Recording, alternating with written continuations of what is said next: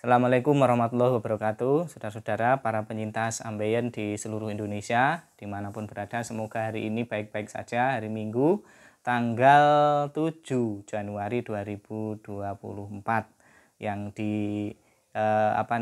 yang sudah dioperasi. Semoga hari ini yang sedang berjuang, semoga terhibur, semoga tidak panik, tidak stres, tidak kepikiran yang tidak. Biasa saja. Dan saya kali ini pengen bercerita saya selama 2,5 tahun setelah operasi ambeien. Bagaimana kondisinya? Alhamdulillah secara umum saya sudah sehat, saya sudah pulih dan tidak ada kendala, dan semoga tidak ada tidak kambuh ya. Meskipun dokter dulu bilang bisa kambuh, tapi saya berharap ini tidak kambuh. Semua berharap tidak kambuh, saudara-saudara semua yang sedang menjalani penyembuhan juga demikian, tetap semangat. Bagaimana setelah hampir 2,5 tahun itu kondisi saya? Alhamdulillah baik-baik. Nah, meski demikian ada semacam perasaan-perasaan. Yang paling sering itu perasaan seperti ada daging keluar dari anus kita, seperti sebelum operasi. Karena saya dulu sebelum operasi itu daging itu sering keluar sendiri, baik saat BAB kalau saat BAB pasti keluar. Nanti setelah BAB dibersihkan, ditekan ke dalam. Tapi di luar BAB saya juga sering keluar.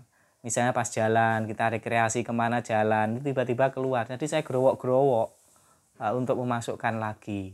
Kalau cari tempat yang sepi, tidak ada orang, jari kita masukkan, baru kita jalan lagi. Dan itu sudah bertahun-tahun seperti itu.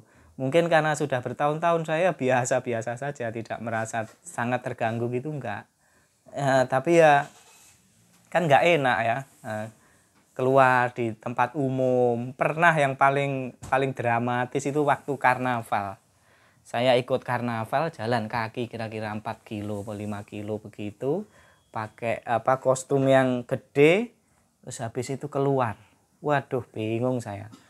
Akhirnya mencari tempat minggir-minggir begitu, saya masukkan lagi begitu sampai finish. Nah, itu nggak enak banget ya, meskipun nggak sakit nggak, tapi nggak enak. Nah, sekarang setelah operasi itu kadang-kadang kayak perasaan ada daging keluar itu masih ada, kalau pas capek terutama ya. Tapi bedanya kalau dulu ada dagingnya gede, sekarang nggak ada, sudah tidak ada. Loh, kok bisa seperti itu ya? Ya mungkin ya karena dulu itu ada otot-otot atau saraf-saraf yang menekan daging itu untuk keluar dari lubang anus. Sekarang sarafnya masih ada, tapi daging yang ditekan atau daging yang benjol itu sudah tidak ada. Sehingga perasaan saja itu yang saya rasakan. Jadi dan itu tidak sakit, kayak ganjel lah, nanti terus disempitkan gitu, kayak masuk lagi gitu. Nah, itu yang paling kentara. Selebihnya enggak ada apa-apa. Untuk makan bagaimana? Saya ini termasuk yang tidak bisa menjaga makanan ya, apa saja saya makan. Jadi ya gorengan ya, camilan ya, makan itu kayak nggak ada pantangan. Kadang-kadang lupa ya, agak pedes sambelnya, kadang-kadang ya daging, kadang ya enggak. Jadi sudah makan sudah seperti sedia kala tidak terkontrol lagi. Ini semoga tidak ada imbasnya ya, semoga baik-baik saja. Pengen makan apa saja sekarang saya ya makan. Jadi tidak takut ini takut itu. Selain itu ya, kadang-kadang kita makan itu kan memburu kenikmatan ya, memburu nikmat. Kalau kita pengen terus kita tahan gitu, kadang kan juga nggak enak rasanya. Tapi di saat kita makan apa saja, saya selalu berpositive thinking supaya ini bisa menjadi obat juga. Saya berpikiran bahwa makanan itu pada dasarnya baik, dan kita ketika makan ya kita berprasangka baik kepada makanan itu. Semoga saya makan ini tambah sehat, tidak menimbulkan ini jangan makan ini nanti begini, itu begitu nanti. Pokoknya makan harus, kita akhirnya tarak, orang Jawa itu nganyi-nganyi gitu. Ini nggak berani, makan ini takut, makan ini begini, makan ini begini. Nah, itu nanti kebawa pikiran terjadi beneran lah, khawatir saya. Nah, saya untuk menghindari itu, karena saya nggak bisa menghindari makanan ya, saya berpositif thinking.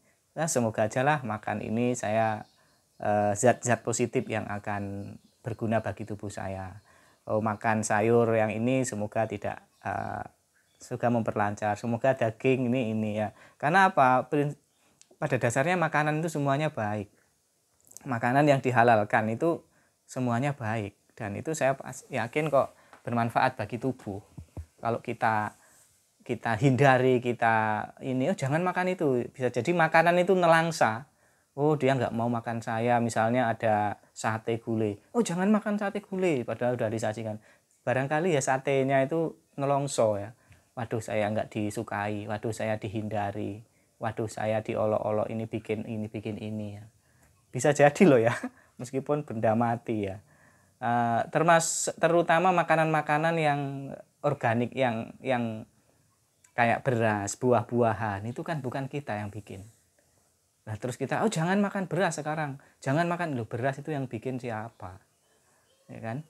Yang bikin Tuhan. Nah, dan itu pasti manfaat. Nah, supaya kita tidak kena apa ya, kita berpikiran positif terhadap makanan itu.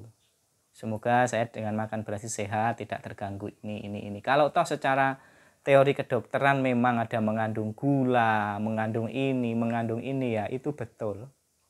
Secara teori medis, teori kesehatan, ilmu kesehatan itu betul. Dan mereka yang menghindari ya barangkali tidak salah juga. Tidak salah juga, karena mereka punya penyakit. Tapi kita yang tidak punya penyakit dan semoga tidak ya, kita sebaiknya berpikir yang positif terhadap makanan. Ya, supaya makanan itu ketika kita makan dia juga senang. Oh, dia suka sama aku. Wah, akhirnya tubuh kita sehat. Seperti kata orang tuh begini. Kita ini kalau dapat rezeki ini katanya. Misalnya kita apa gitu jualan, kita cuma aduh hari ini sepi deh, cuma dapat 100.000 katanya. Aduh, terus kita sedih. Uang yang kita pegang itu juga sedih dia.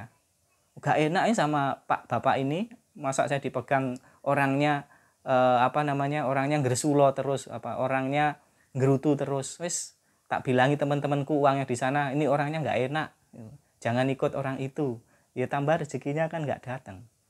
Ya kan? Nah, itu katanya ya. Tapi ya ini ya barangkali ya, siapa tahu ya, kita nggak tahu hal-hal yang di luar nalar ya. Tapi kalau misalnya kita jualan hari ini, aduh dapat 100, kita senang misalnya, alhamdulillah meskipun sepi masih ada pemasukan 100.000, alhamdulillah, kita elus-elus uangnya, semoga besok tambah banyak, terus kita senang hati. Si uang yang 100 yang kita pegang itu juga senang dengan kita ya kan.